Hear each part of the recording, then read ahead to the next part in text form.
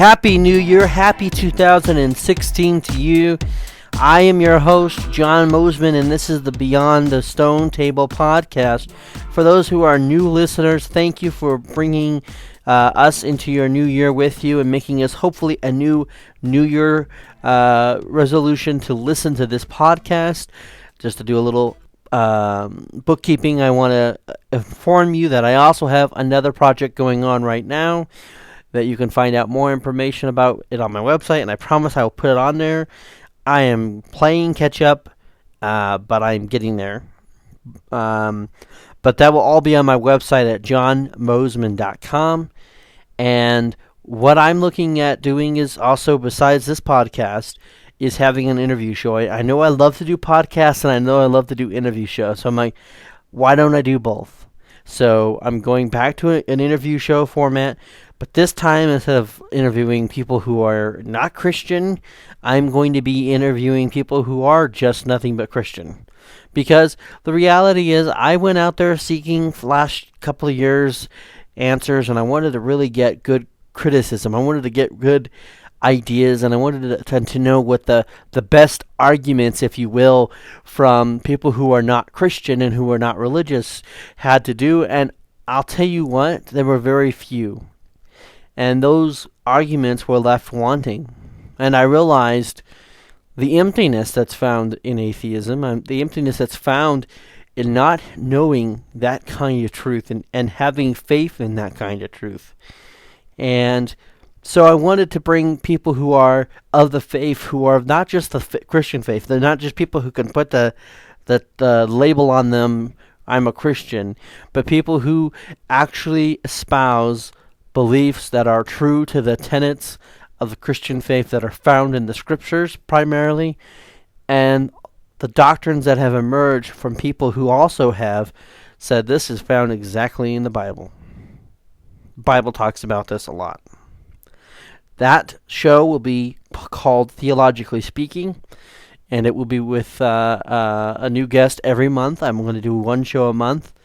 And this month, on January 18th, I have guest Chad L. Bird with me. He's an author, and he's a speaker, and he's been formally trained in seminary and has gone to college to study the Old Testament.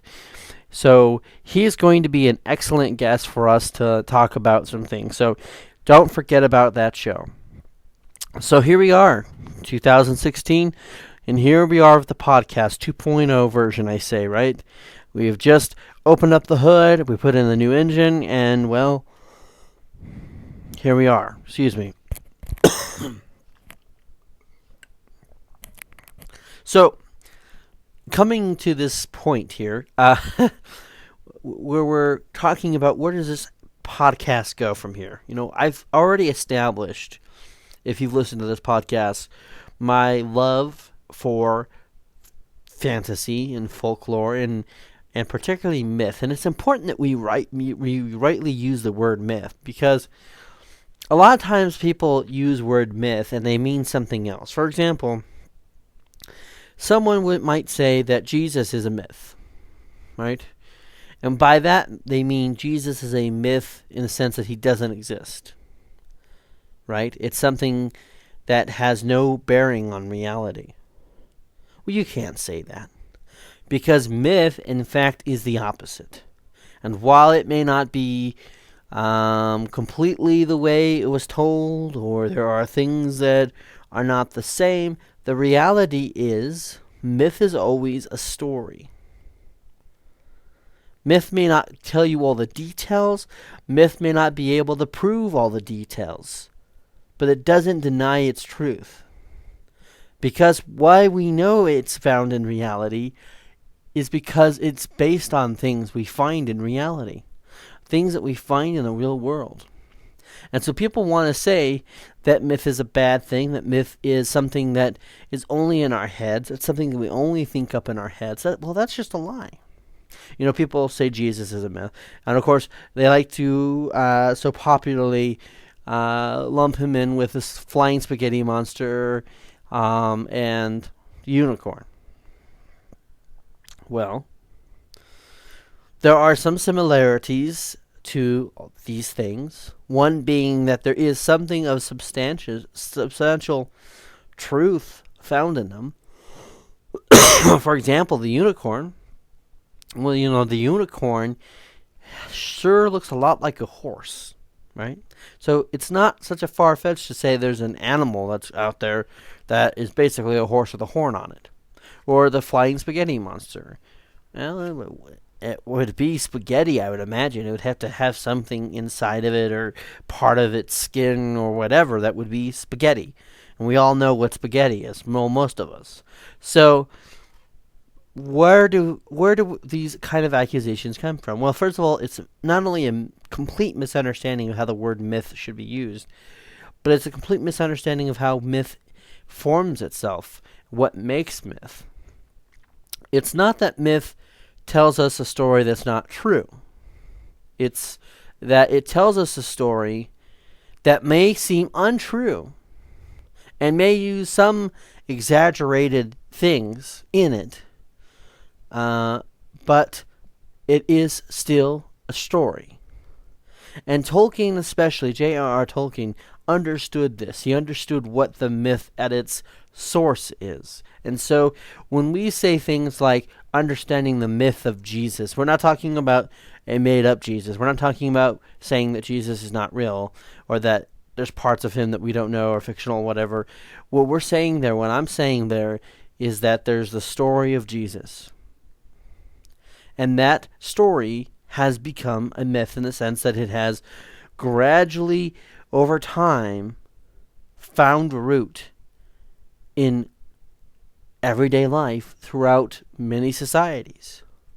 We see the same thing in other things. There's dragons, right? Almost every culture in the world at some point has some kind of myth about dragons. Well, does that mean that we're going to see any fire-breathing dragon at any point in our lives? Probably not. But we also know that there were dinosaurs. We also know that there are creatures that we still probably haven't discovered. We know that is very possible and happening. Especially if you watch shows like the Bigfoot Hunter, right? These people out there going out there finding it. I mean, there are probably places where they could exist. Now, am I putting my money on their existence? No, but I am putting my money on the fact that there are people out there who say they do. They've seen them. And at some point, that had to be based on something. It had to be based on something physical. Because you can't just come up with some random thing that doesn't exist, right? Almost everything you find in myth has to have something of reality. When you look at the popular fantasy stories, where do these things come from, right? Where do things that you find in these popular fantasy stories play a part at? Well, so much about it is found in real life. It's not hard to believe some of these things could actually happen or exist. With that said, though, this is where we need to make sure we have a proper distinction between fantasy and myth, because the way Tolkien and Lewis looked at the differences between them was that fantasy is something that made you escape. And you don't ever escape the reality. In fact, in Lewis's books, the Chronicles of Narnia, the more you get closer to the heart of Narnia, the more into Narnia you get, the more real it gets, right? Edmund starts off in the professor's house basically lying that he didn't seeing the Narnia. Lying to try to make his sister seem bad or to feel bad. And in the real world, that's harmless, right? His older brother and sister don't even think they don't think it's funny, they don't like it, they don't think it was the right thing to do, but they still don't think it's a serious offense. But we see that sin of Edmund, of wanting to do harm against his brother and sister, gets multiplied as soon as he goes to Narnia and he meets the White Witch. And what does she tell him? Well, of course, he's willing to give him up for what he wants. We see that selfishness amplified and ultimately puts himself and his family in potential peril. All of these things are factors. All of these things need to be looked at.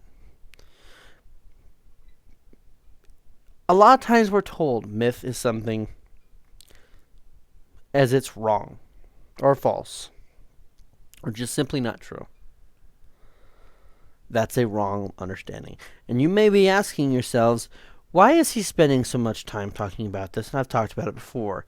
Well, I want to bring to you the framework of what this podcast is going to be all about. The podcast is going to be about this understanding that at the framework, at the foundations of reality, the foundations of everything that we know within existence, there are fundamental truths, there are fundamental things, and we need to get back to it. And I hope in 2016 you will also come with me as I go back and to try to look at these things and understand them a little bit better. Because I think to just hear our critics say that you believe in a God that doesn't exist, and what they want is what? They want what they believe is scientific fact and evidence. They want evidence they think, will prove a God exists. But they never would accept that evidence, even if they did find it. But what is it important for Christians? Because this podcast is geared towards Christians. It's a podcast for people looking for that fundamental truth. We'll be talking about some of these fundamental truths. There's not a word that we use here, right? It's called orthodox. Pure, fundamental truth, right? It's the things that cannot be changed. It's the things that are true. It's the things that are completely true. And when I talk about my show, the new one that I'm going to be doing, when I'm going to be talking to these pastors and educated people in Christian guests, then what am I going to do? I'm going to do a show for and about and with Orthodox Christianity. Because there's so much false Christianity out there, and it's almost, if not worse, than some of the things being said by our critics who are not Christian, or not even pretending to be religious or Christian, even though some of them still want to be, and some of them still want to have a religion, even if it is a religion rejecting God.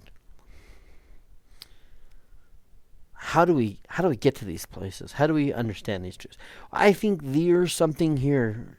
There is something here in this myth of understanding the myth of the story of Christ. See, his story and of his rise. You see that all the time. The reluctant hero, the person who is doing something in the name of honor of his God, his Father. These things all play a role. So, what do we do to talk about some of these fundamental truths, these fundamental realities that we find in myth, that we find in religion, that we find in the means in which normal materialistic people have shut themselves off to? Because I hate to admit it, folks, but people just don't think about these things anymore.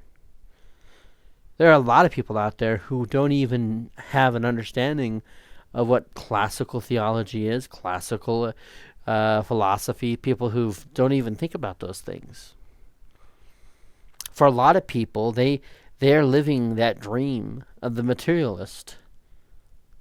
Here's my cup in front of me. I'll just hold that on to that and keep on holding on to that till I die. But it's a prison. And it's the aim of this show, and it's the aim of this podcast, to wind a little bit of a time for those who may not know. A tool to free your mind. Because there is freedom in knowing these things. Now, some myths are popular, and they're not true. We do have to distinguish that also. Just because something is myth doesn't mean it's completely 100% true, though. But it doesn't also mean it's completely false. Now, I'm not also saying that religion is completely myth. Like, I'm not saying that, oh, well, there's some things that are not true or some things that are made up. The reality is that does happen in religion, but it's not because of religion's fault. It's because people. You see, this is where myth comes back into the picture. Everyone wants to develop their own myth. Everyone wants to be their own storyteller, right? Because that's what myth is all about, the story. Remember, I just said that. So here we have, what do everyone want to do? They want to be their own storyteller. They want to be their own personal determining factor of what reality is, what is real, what is right, what is wrong. And so the fact is, myth is not a problem. Religion is not the problem. Is that people want to be their own religion. They want to be their own myth. They want to have their own reality. And when something of deep truth comes at them and faces them, they run away from it, or they get ugly and start to fight back at it. Because it's easier. It's easier to develop a myth that there is no God, that there is no there's no divine order, there's no purpose in things, it's all chaos. Now remember what I said about myth. Yes, there might be some things that are reality. And they could probably find things that can constitute their myth, their story. But a lot of it is that they've already chosen the story before they get the facts. I've interviewed atheists, and I've talked to atheists, multiple atheists. And they essentially said the same thing. Oh, I don't like how the Christians seemingly treat gays. I don't like this, that, or that. They already have preferences and biases. And it's based on those that they create their myth of there being no God, or having a God who doesn't play right. Many of them think, well, I know better than God. Because God doesn't see what's going on. I see what's going on. There's all this wrong things going on, and he's not doing anything about it. That must mean he doesn't exist because he has a corrupt moral. What? If the basis of determining whether or not something was true or false was based on the fact that they're idiots, well then, there would be a lot of people who don't exist now. And there'd be moments in my life where I'd go, poof, I don't exist anymore. We all try to develop a myth and a story that we feel fits our lives. But there is a greater myth and a greater story that involves grace, mercy, love, sacrifice.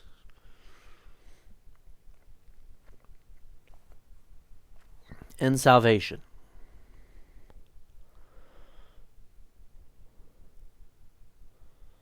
And there are places where you can hear the story.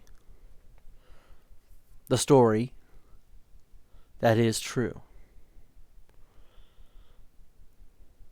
The story that is real.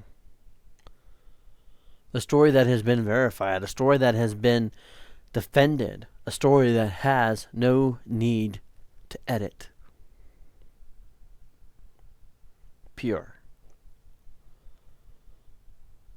That doesn't mean everybody who speaks that myth or teaches on that myth is pure, or that they completely understand it, or that they're completely teaching from a place of authority on it.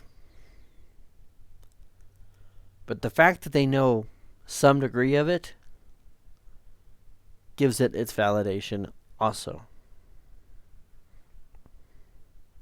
And if you come with me on this journey, we will explore and go into some of these things, because trust me, my friends, you will love to see what happens next.